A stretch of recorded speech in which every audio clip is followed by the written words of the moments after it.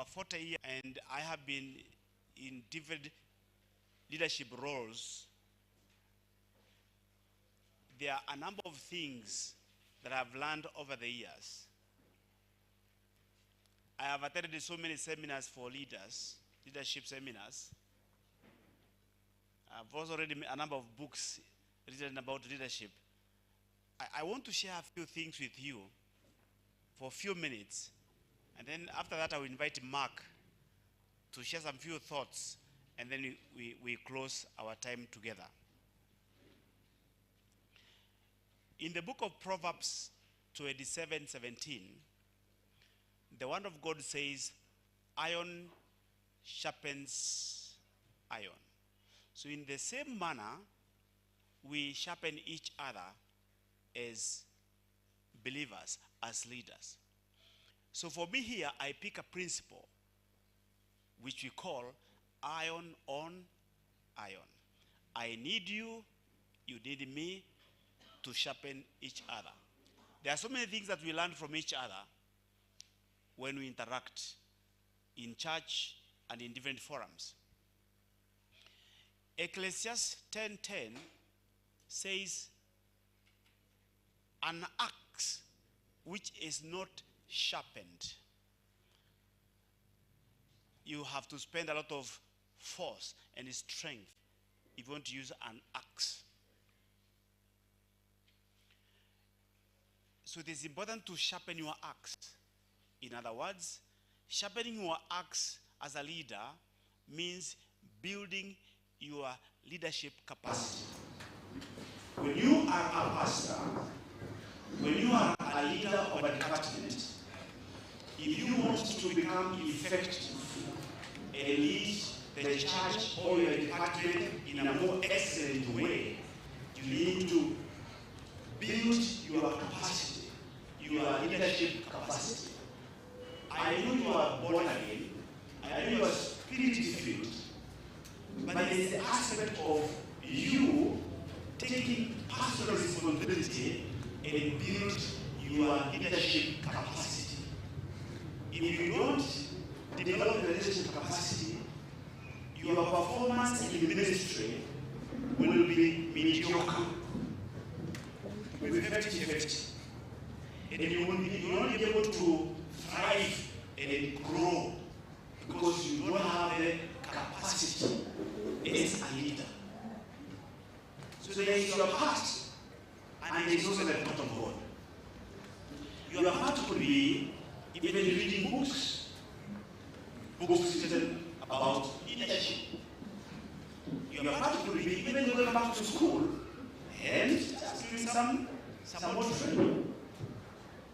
Building your capacity could be attending seminars and forums that challenge your thinking in terms of your leadership. Now, when we talk about leadership, you are a leader in your church, you are a leader in your department, you are a leader in your family. So you have a leadership responsibility to be able to give direction. There is a young man who challenged his father in a competition of cutting down trees. So they agreed to cut the trees and see who will have cut many trees by the end of their specified time. And so mzee akachukua axe yake. Kijana took his axe and they said 1, 2, 3. And so they started cutting trees. The young man was very strong, very able, and so he continuous. But the old man, after cutting 1 tree down, he rested for 15 minutes. 1 tree, 15 minutes. 1 tree, 15 minutes. How about the young man? Chili. So when it came to the time of stopping, the time that agreed, they started counting trees to see who was able to cut many trees than the other one. They counted and they discovered that the daddy had cut more trees down than the young man. So daddy akamusha kipindi kuliko kijana. So daddy, kijana kuuliza daddy. So daddy, what is the secret? What do you think? Why do you think daddy cut more trees down than the young man before he was resting for 15 minutes? Yeah, alikuwa ananoa. He was sharpening within the 15 minutes.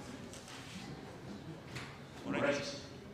The old man was sharpening his axe within the 15 minutes. But this guy continued using his axe.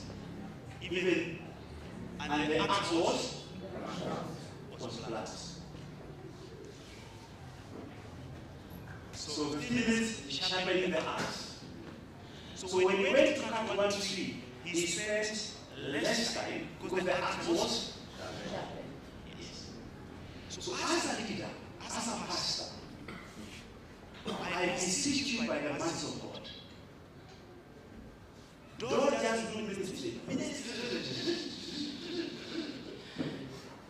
Take time and sharpen your axe.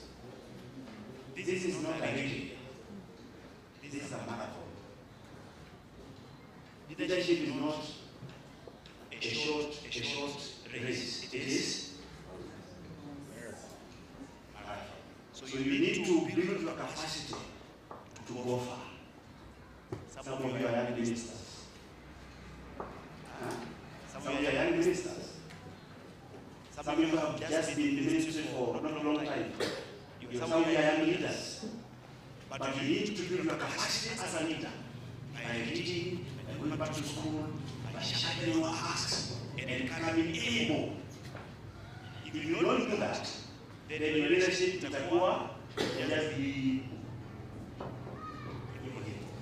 I want to share with you a few principles about leadership. Let me jump and fix it here.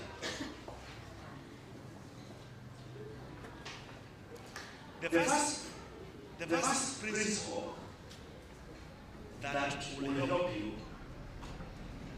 is availability. Availability. Leadership requires a lot of time. And you as a leader must be willing to sacrifice and make your input. Availability. If you are a member of a denomination and you have a vision and there is a leader ahead of you, it requires availability to attend the meetings that will be called to attend.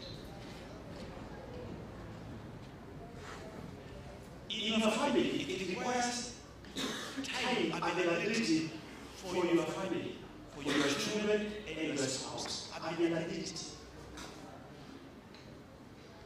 I'm not sure whether you eat dinner or supper to get your family together. There's a time I used to eat any time. There's a time my family would eat alone.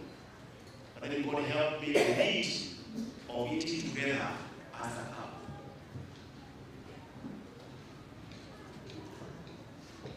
Availability to be with your family as a leader. Some of us will be church. Do not be married by the church. Don't die for the church. Because Jesus died for the church.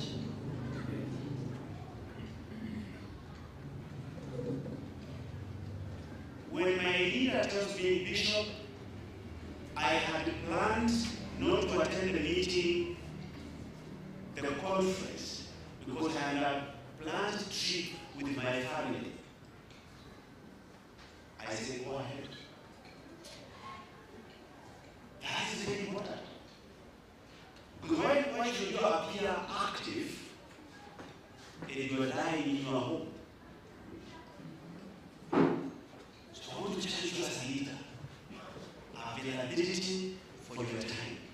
Availability for the meeting that you have been given. You can ask permission, and you'll be given permission not to attend some of these meetings. But I hope you are getting my point. You need availability, time. Avail yourself for meetings, availability. Do you know what? A leader needs time to think. If you don't rest and take time to think, you'll be using the same old ideas that you have been using to run your department or your church. So you need time to think. I attended a conference in Nigeria, in Bishop Oyedebo's church. And there were 4 services, and I was there. And the first service had 50,000 members. The second service had 50,000 members. The third service had 50,000 members. And the fourth service had 50,000 members. And I was sitting there and I'm wondering, so what is the secret of these men?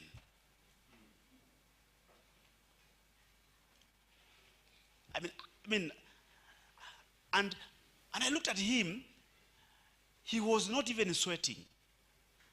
He was just preaching the normal scriptures.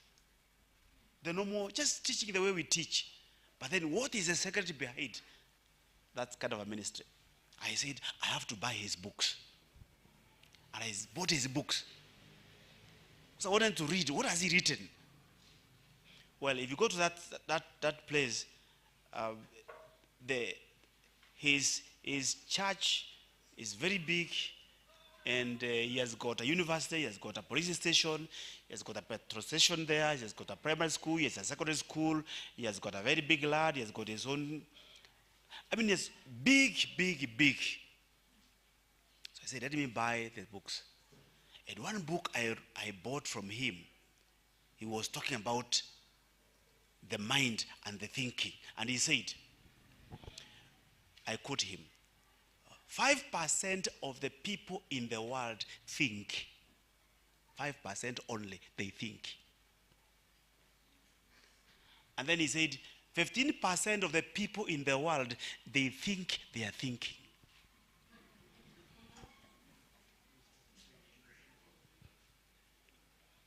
And then he said, the 80%, they would rather die than think.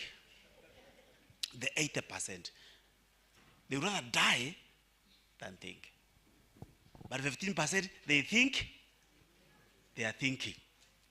But 5%, they think. And that challenged my ministry and how I do things today. Those are many years ago. I also bought another book that I read. And this is what this book said. He said, that writer is from Asia. He said, 3% of the people in the world, they think, they write, and they do. What do they do? Huh? They think, they write, and they do. Then he said, 10%, they think, they don't write, but they do. 10%. They think, they don't write, but they do. So 3 plus 10, 13. Then he said, the balance is 87. He says, the 87%, they don't know where they are coming from, where they are, and where they are going. And then he said, the 3% who think and write and do, they accomplish 50% more than the 10% who think They don't write, but they do. How many of you are writing? That tells you in which category. I mean, yeah.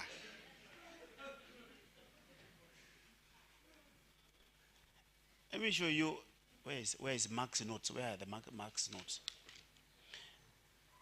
These are the notes of Pastor Mark taken by Reverend Daniel Mwariri. These are his notes.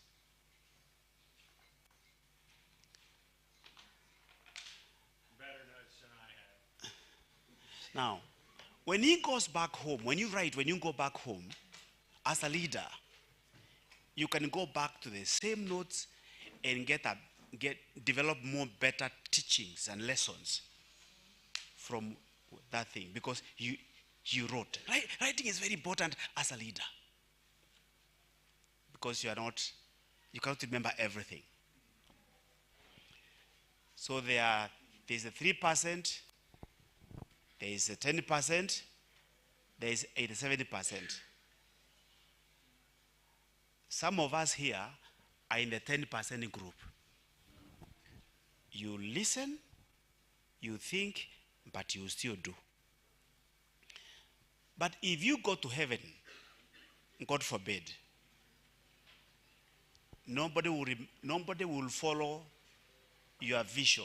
Nobody, because you never wrote things down. So as a leader, let us learn how to think.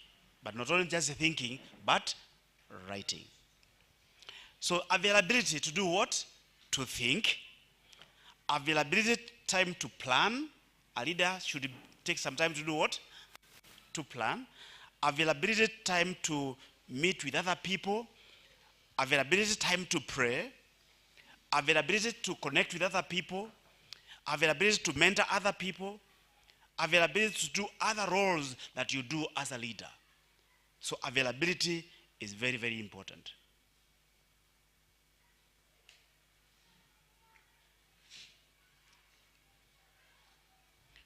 So that's the first principle. What is the principle? To do what? To think, to plan, to pray, to be with your family, to connect with other people, to take your family swimming, for dinner, for outing, availability. These things are very helpful to build you as a leader. Ignore them and you cry.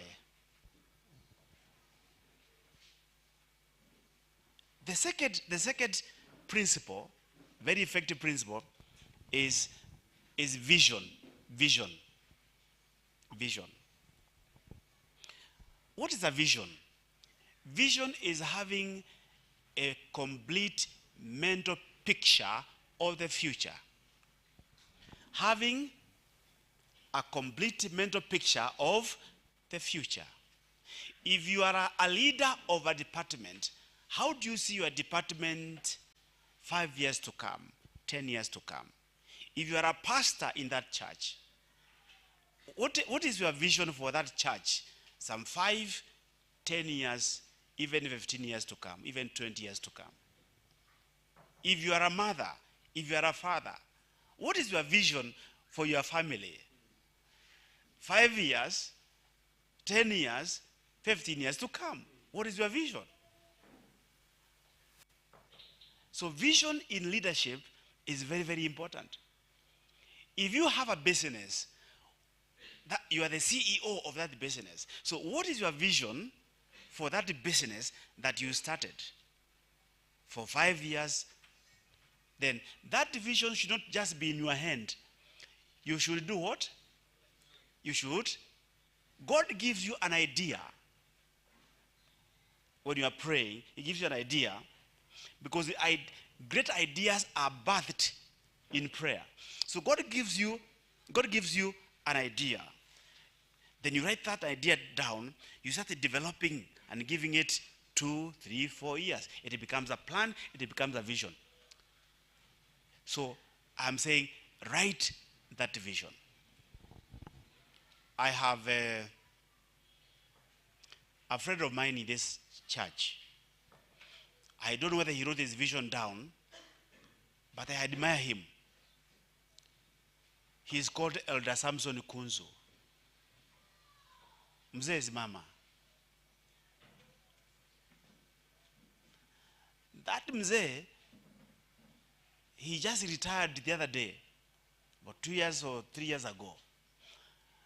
That Mzee was number 3. His rank was like number 3 in the prisons services in Kenya.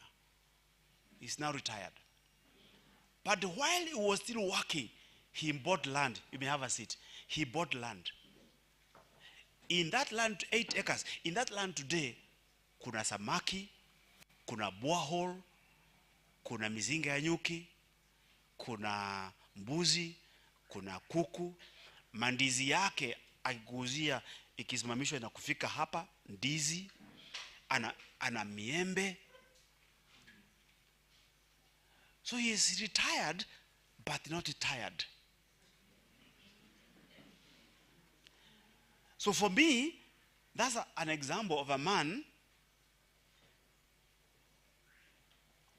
with a vision. I just realized, Mark, I just realized that the other, not long time ago, I only have 13 years to be a pastor in this church, to be a bishop, because our constitution says you retire at age 75. Now, according to my ID, I am 63 years old. According to the actual time when I was born, I think I am 66 years old. Because my mother never kept the records of when I was born. And so, I must be very careful about the remaining years of service here. What is my vision in CCI Ruiru? Because if I'm not very careful, miaka inafanya nini? Inaenda haraka. So you need to have a vision. So if you are a departmental leader, you need to have a vision of your department.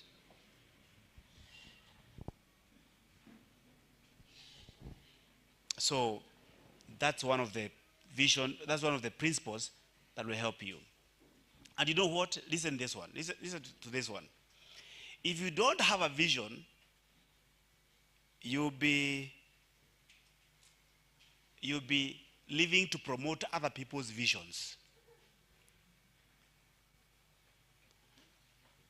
If you don't have a plan and a vision, you'll be tired every day.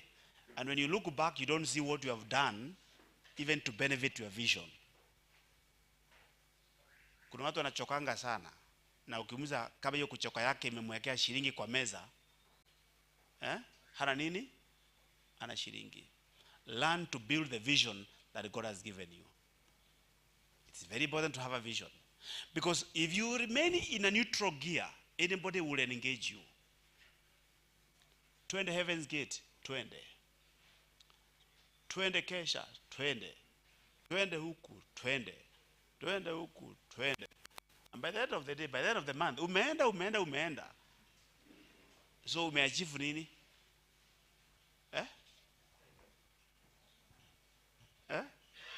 So vision. So I'm challenging us to embrace that, because you need to know where you are coming from, where you are, and where you are going.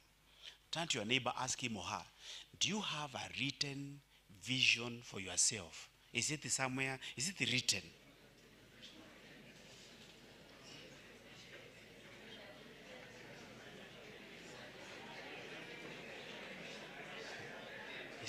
Or it is just in your mind? Or it is just in your mind?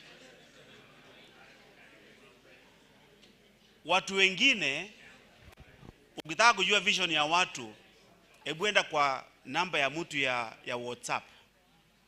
WhatsApp, hapo chini. Nyinyi ni marafiki zangu, si ndio? Na huwa tunachat kwa WhatsApp, si ndio? Sasa naangalianga WhatsApp zingine na cheka. Hapo imeandikwa I am sleeping. I am in school. Na ni usiku. I'm in school. Sasa kwa WhatsApp yako kuna nini hapo? Write your vision there. Write a scripture that motivates you. Write a scripture that watu wakiona watakuwa inspired. Muulize your neighbor kwa WhatsApp yako hapo, kwa profile. Kuna nini? Ingine imeandikwa I am driving. I am in a meeting. Yako imeandikwa nini? Ama hujui?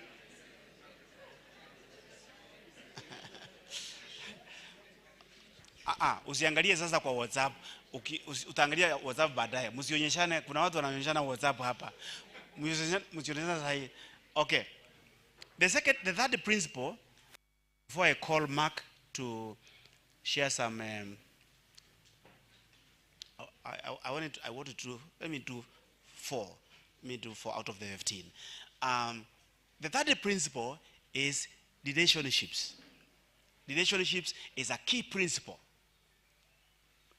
because leadership is all about people, and hence a leader cannot become effective without having healthy relationships.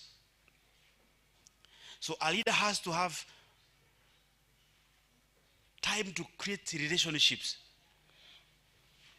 Let me share with you 8 areas or 8 or 7 areas that you need to do as a leader. Number 1, as an effective leader, for you to be able to build healthy relationships, you need to do the following things. Number 1, listen to people.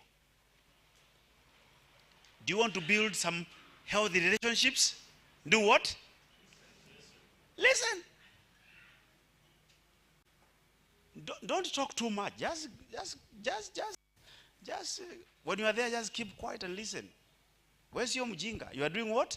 You are listening. When you listen, you're able to respond appropriately in the right manner because you did what? You listened. The second one, an effective leader connects with the people. Connects with the people. Connecting. I was telling you earlier on that when you're in this meeting, don't just live like that. Just make, when we say the grace of God today, connect with the 2, 3, 4 people that you never knew. Make friends.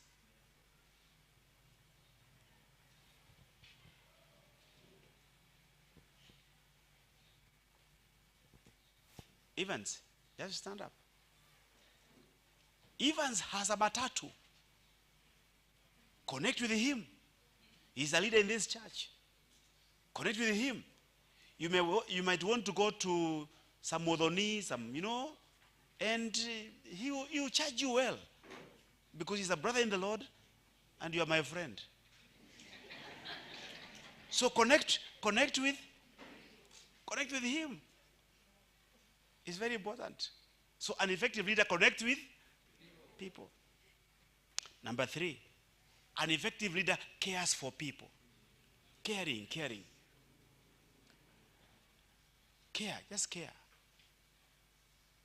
You know, sometimes when you become a pastor, you can feel like you are a very important person. And you can ignore other people. When you become a reverend, you can feel, the man of God. You become a bishop. You become an apostle. And stop caring for people. So an effective leader cares for people.